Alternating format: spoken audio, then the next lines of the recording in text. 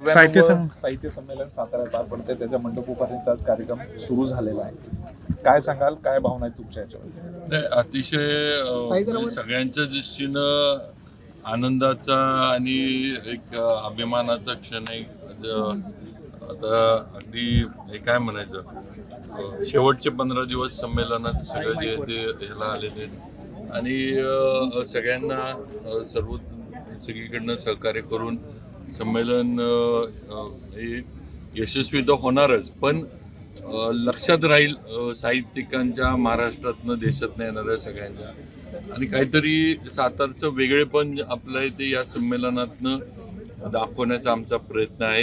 आम्ही सगळेजण आहेत, आमचे कार्याध्यक्ष विनोद कुलकर्णी वगैरे सगळेजण नियोजनामध्ये आहेत. साहित्य परिषदेकडनं पण आम्हाला सहकार्य मिळते, राज्य सरकारनं पण आपलं सहकार्य आपल्या सांस्कृतिक विभागानं दिलेलं आहे.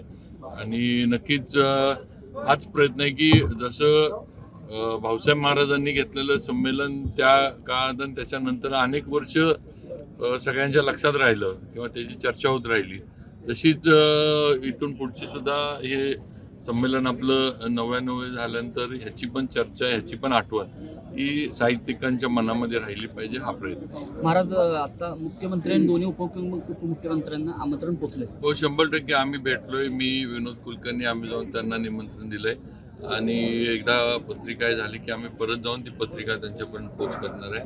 मुख्यमंत्री असतील, दोन्ही उपमुख्यमंत्री असतील, यांनी म्हणजे या संमेलनाला भेट द्यावी, त्याबद्दल त्यांच्याशी आम्ही चर्चा वगैरे जे ते सगळं करू. महानगरपालिकांचं रणधुमाळी असेल, दुसरीकडं साहित्यिकांची ही रणधुमाळी. ते कसं आहे बघा, आता हा मराठी साहित्य संमेलन हा राज्याच्या दृष्टीनं एक फार हे म्हणजे महत्त्वाचा हा सगळा कार्यक्रम असतो.